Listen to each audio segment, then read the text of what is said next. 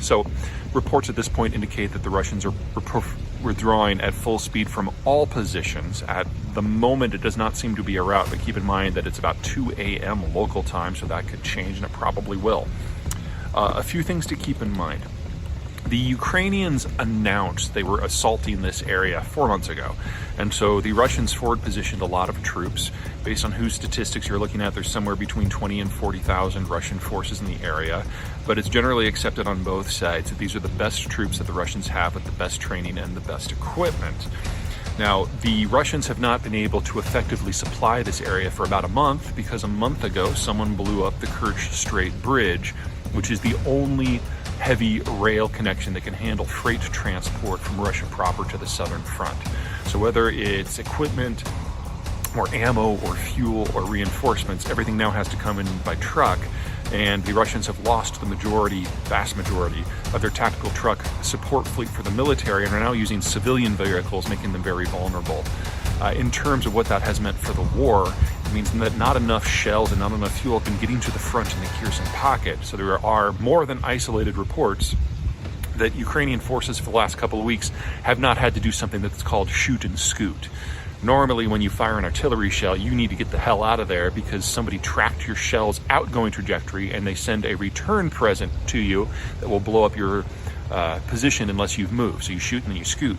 But apparently there's been no return fire coming from Russian positions, so the Ukrainians have just been able to plug away with whatever ammo they have. As to whether this is going to be a rout, we should probably figure that in. The Ukrainians are being presented with a golden opportunity.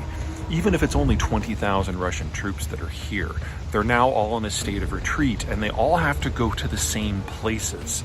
There are only 2 bridges across the river, and the Ukrainians have excellent intelligence on the entire zone. So if the Russians put up a pontoon bridge, it usually only lasts for a few minutes before it gets taken out. So really all of the Russians need to go on the same roads and the same intersections, which are all going to be massive kill zones until they reach the bridgehead, one of which is at Kherson City and the other one which is at the dam at Novokakova. At that point, well, the Ukrainians have been hitting these bridges with rocket fire for weeks and they can't handle heavy equipment anymore, which means that the Russians are going to have to make a massive parking jam at the bridgehead, dismount, and then run across while under artillery fire the entire time. The casualties are going to be immense.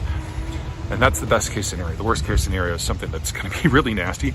We're looking at really one of the biggest military routes of forces that we have seen since the early months of World War II, in addition to a massive transfer of equipment from the Russian army to the Ukrainian army. Best guess is not only are the Russians going to be leaving behind their best gear, but they're going to be leaving behind more gear than what the Ukrainians captured from the Russians in the Izium assault back in September, which already transferred more gear to Ukraine than NATO had in the previous 7 months where Ukraine began the war with. So by spring, with a lot of deferred maintenance, the Ukrainians are likely to enter the war by May with a tank and artillery force that's more than 5 times its strength on the first day of the war. The Russians have already used the majority of their missile and tank forces, which began this war as the world's largest. So the Kherson withdrawal and the likely route to come does mark the end of any hope the Russians had of regaining any sort of strategic initiative or any sort of meaningful offensive operations until at least May. It'll take them at least that long to bring in fresh troops and fresh gear. In that time, the Ukrainians are not going to sit on their hands. They don't have to cross the river to strike at the Russians. Once they get to the river, their long-range rockets and artillery are going to be able to target the isthmus, which is only about 3 kilometers wide, that connects the Ukrainian mainland to the Crimean peninsula. And that matters for more than just mere military logistics. Because the Kerch rail bridge is out, Russia cannot only not bring in ammo and troops and fuel, it can't bring in food. Their only other option are some very light rail and road connections across that isthmus coming from the rest of occupied Ukraine, all of which Ukraine will still be able to strike, will soon be able to strike. And in capturing Kherson, the Ukrainians are going to be able to cut the water flows to the Crimea canal, and water from that canal is solely responsible for 3/4 of the food grown in Crimea. So no imported food, little grown food. Russia is either going to have to evacuate the entire peninsula by car across the Kerch Bridge's remaining road span, or suffer a 1980s Ethiopia-style famine. Ugh.